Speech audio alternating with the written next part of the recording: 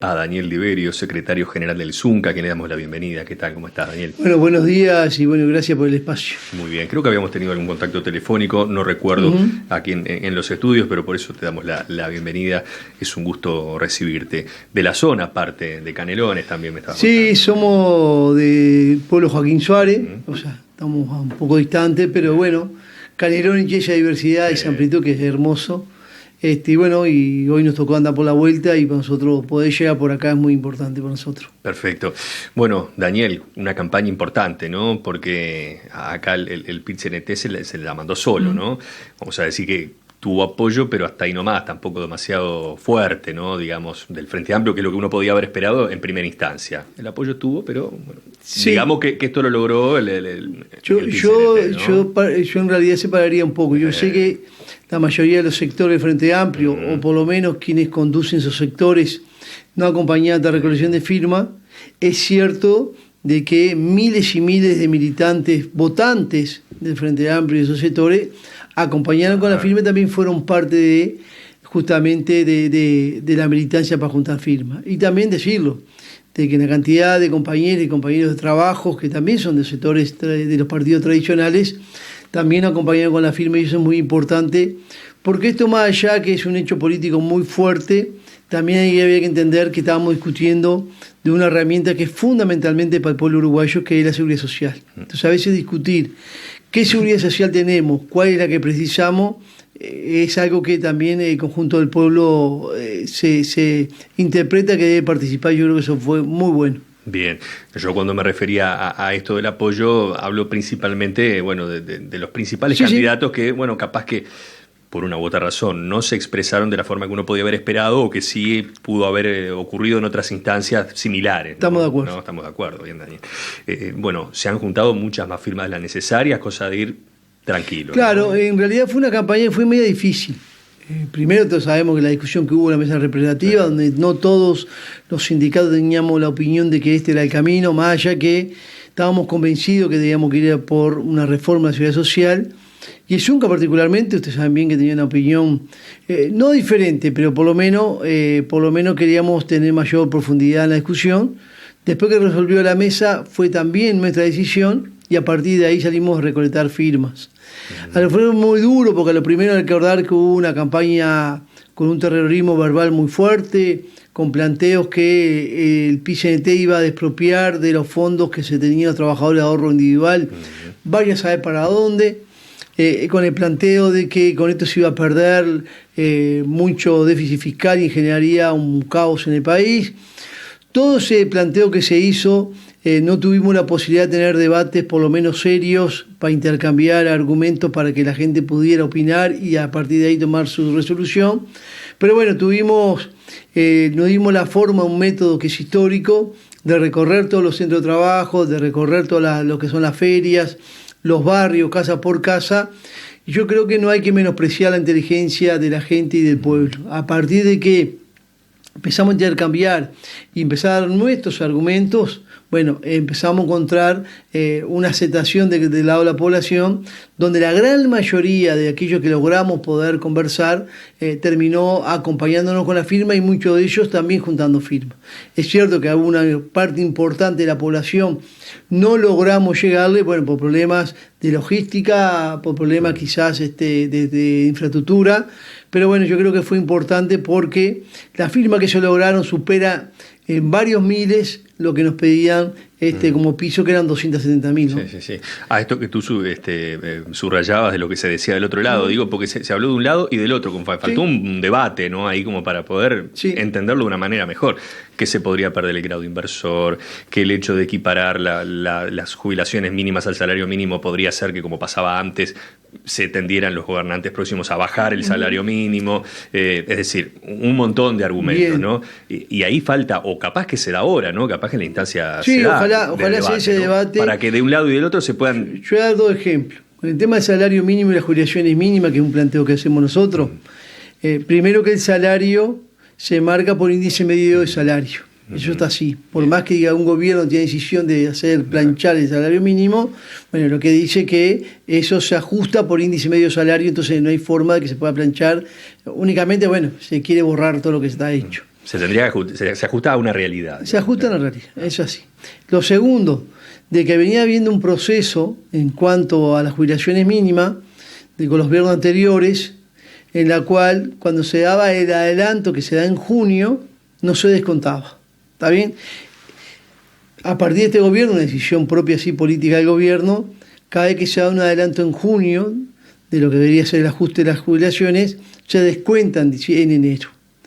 Si no se hubiese dado ese descuento, que no se venía dando, hoy las jubilaciones mínimas estaban por encima de los 20.000, cerca de los 21.000, estaban muy cerca del salario mínimo. Entonces, también hubo una decisión política de que eso no se llegara de esta manera. Entonces, quiere decir que no es un problema de gran preocupación o de un problema casi imposible poder lograr que las jubilaciones mínimas sean igual que el salario mínimo, ¿no?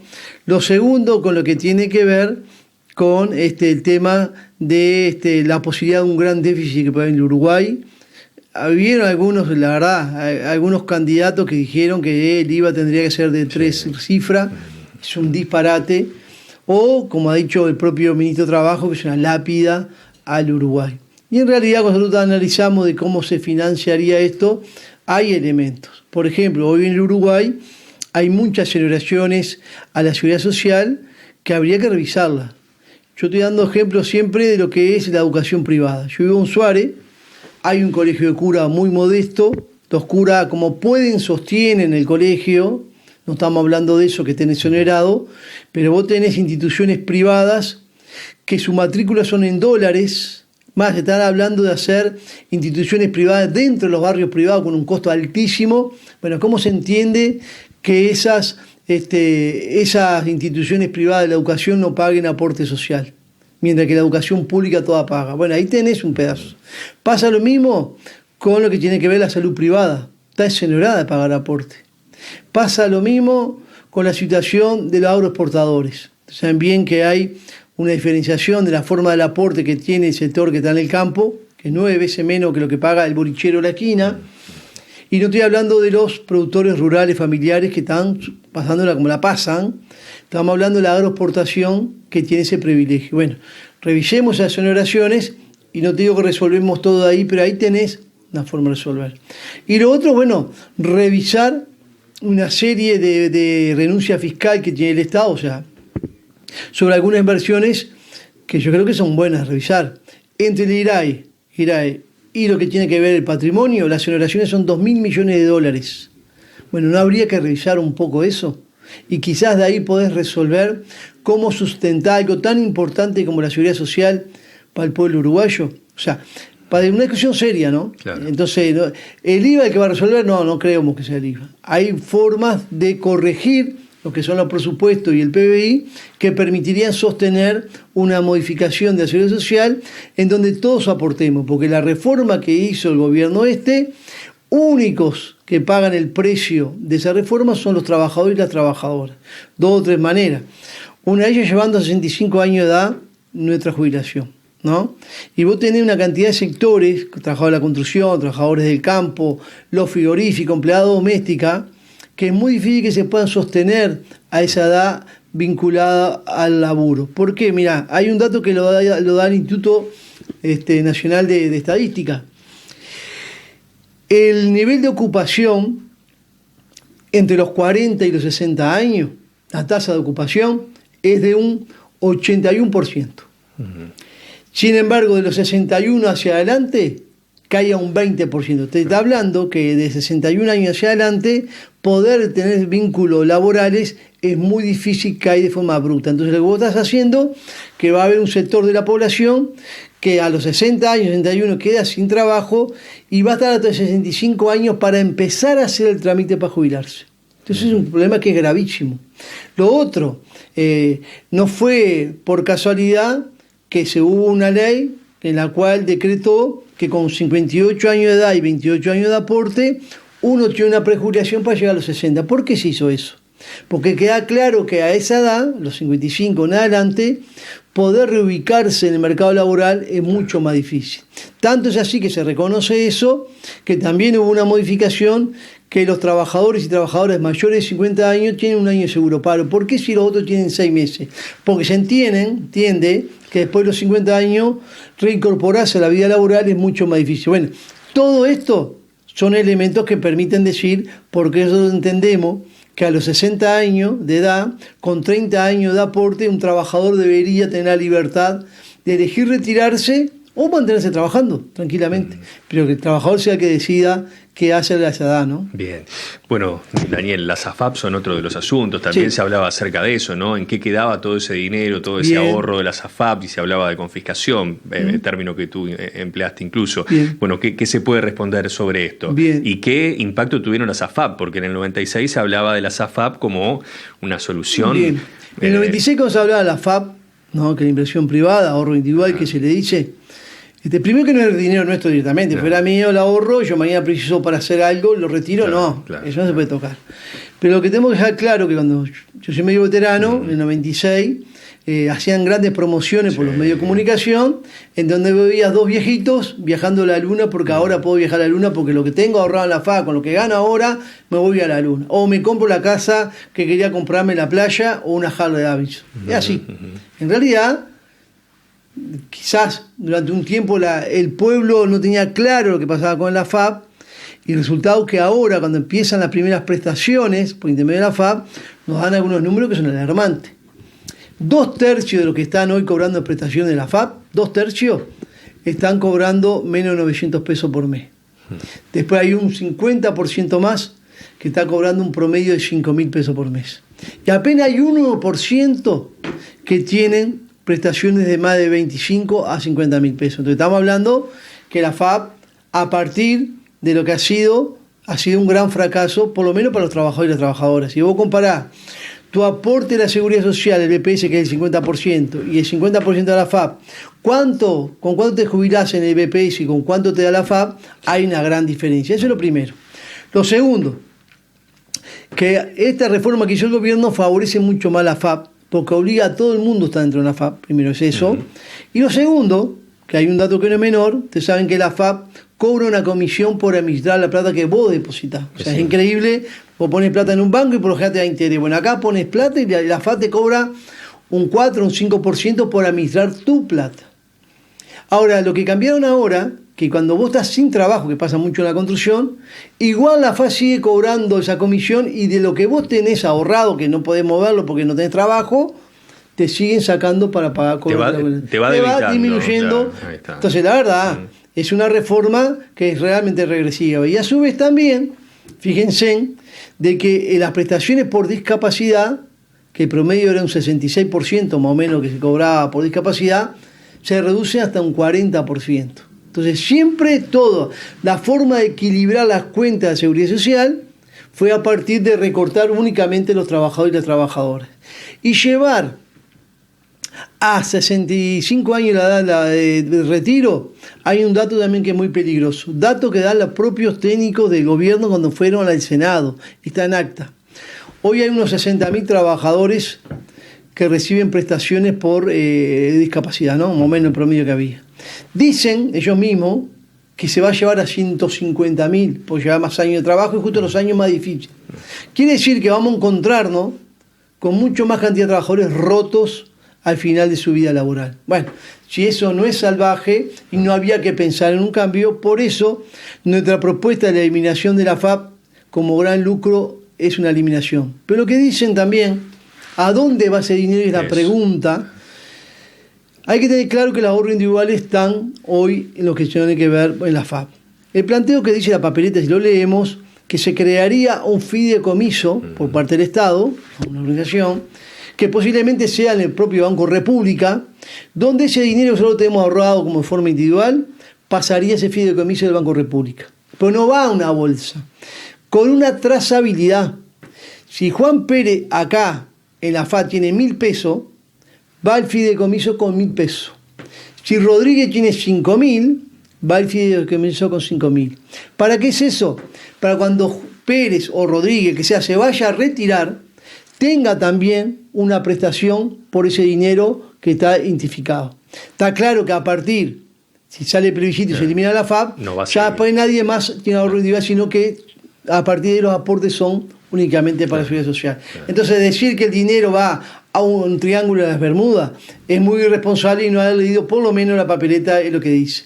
Vuelvo a reiterar, un fideicomiso que lo administra el Estado, que participa el Banco República, y a partir de ahí el dinero va ahí con una trazabilidad sabiendo de cuánto es de cada uno para una futura liquidación que tenga que hacerse en cuanto a las jubilaciones, ¿no?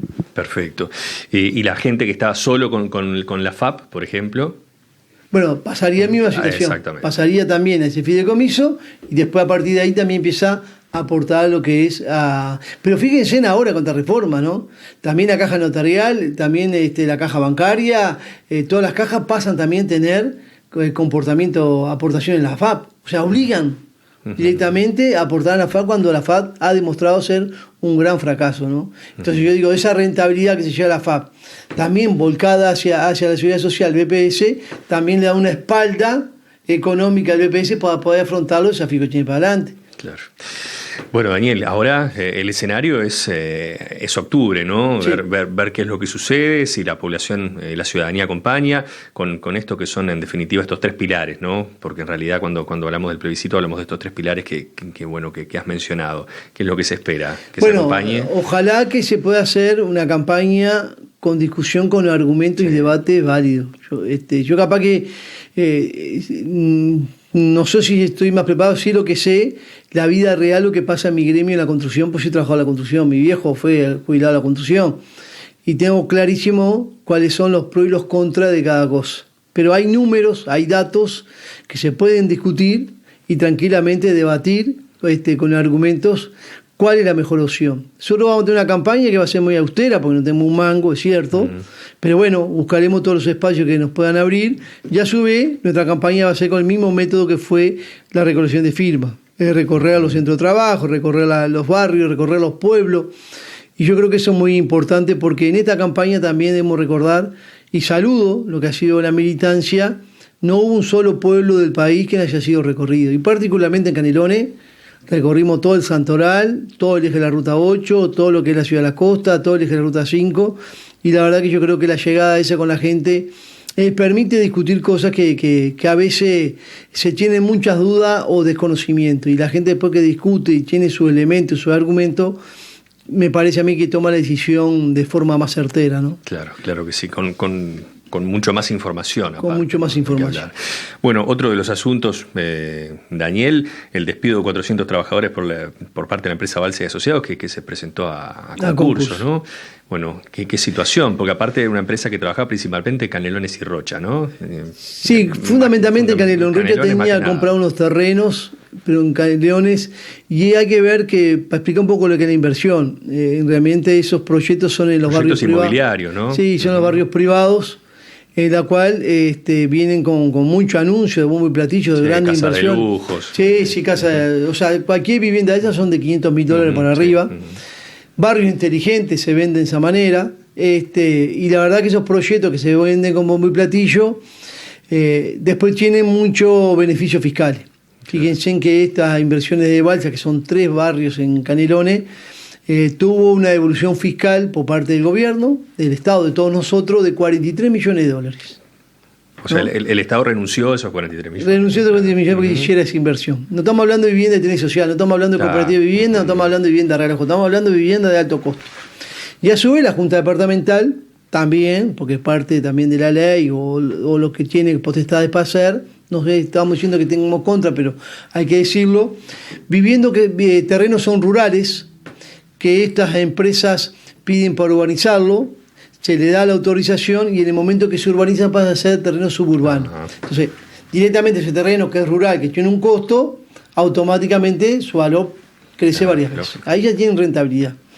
Ahora, el problema es de que si tanto proyecto no, de que se urbanice tampoco, que genere empleo no, porque genera mucho empleo. Sí. El problema es que respaldo tiene esos anuncios, porque se presentan esas inversiones, se tienen esas exoneraciones fiscales, todo lo que se mueve en la Junta, y a su vez genera mucha expectativa de trabajo, y resulta que de repente esta misma empresa no solamente empieza a evadir aportes, sino que va a concurso y deja de pagarle a todo el mundo. Bueno, por lo menos tuvimos dificultades de controlar o de fiscalizar o ver de qué se trataba. Porque fíjense que el año pasado habían 600 trabajadores aproximadamente.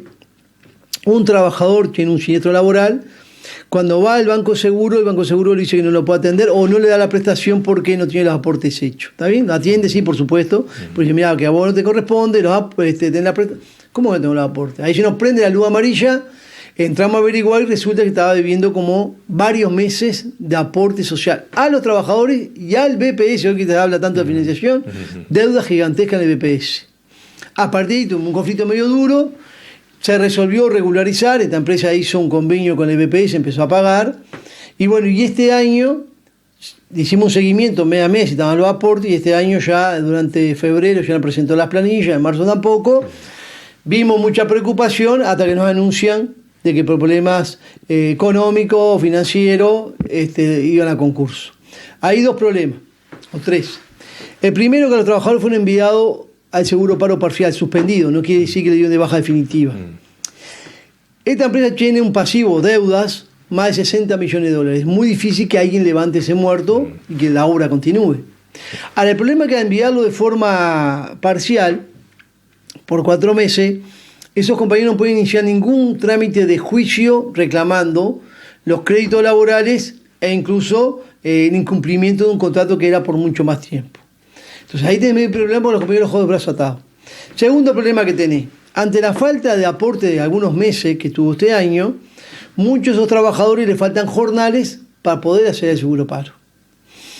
Y lo tercero, que esta empresa en el mes de abril los hizo trabajar a todos los compañeros durante toda la quincena y todo el mundo esperando que bueno, termine la quincena, el 20 cobro, pago la luz, pago el agua, pago el bolichero. Resulta que los compañeros trabajaron 15 días pagándose ellos la nafta, la comida. Cuando llegó la quincena, no hay plata para la quincena, no vamos a pagar nada. Bueno, es una realidad muy dura. Entonces nosotros le estamos exigiendo al Ministerio de Trabajo dos cosas. Primero, que todos aquellos compañeros que hoy no tienen posibilidad de acceder al seguro paro porque no están los aportes, bueno, que se hagan cargo y que generen que los compañeros cedan seguro paro. Porque acá lo que fallaron fueron los controles. No puede pasar que una empresa que tiene 600 trabajadores deje de aportar y nadie en el BPS se le prenda la luz amarilla, que pase por abajo el radar como si nada. Entonces, ese es el primer problema y estamos exigiéndole, bueno, más fiscalización y control en este tipo de obras que, vos reiterar, no estamos en contra de esas obras porque generan empleo, pero cuando no son controladas, no son fiscalizadas, pasan estas cosas como nos pasó con Balsa Asociado, que vos reiterar dejó 400 trabajadores hoy en la calle. Y el ministro dijo, algo que yo creo que lo dijo sin pensar, o si no, no lo diría, que no habría mucho drama porque los trabajadores estamos acostumbrados a lo que es a la rotación del empleo. O sea, como que estamos acostumbrados a quedarnos sin trabajo permanentemente en la construcción. Es como decir, bueno, aquel que se inunda no va a hacer nada del agua porque está acostumbrado a que se le inunde todos los años, no va a sufrir. Es un disparate decir eso porque nadie quiere quedarse sin laburo. Es cierto que en la construcción, por la forma de trabajo que tenemos, cuando nos contratan, sabemos que nos contratan por esa obra, termina la obra y quedaste sin trabajo. Pero el trabajador sabe cuál es su periodo de trabajo. Y claro que previo que termine la obra, rápidamente tirando currículum por otro lado para enganchar. Este no era el caso, porque esos compañeros fueron contratados en una obra que tenía expectativa de trabajo hacia adelante de 2, 3 y 4 años. Bueno, entonces yo creo que el ministro se equivoca pensando que solo estamos acostumbrados a la alternancia así nomás. Pero bueno, estamos trabajando en estos días, haciendo asamblea por todos lados, buscando solidaridad de todas las otras obras, se está arrimando un poco de alimento, algún peso para darle a los compañeros, para pagar alguna luz, algún agua que tengan que pagar. Pero 400 puestos de trabajo en Canelones, sí, duele y duele mucho, ¿no? Ni que hablar.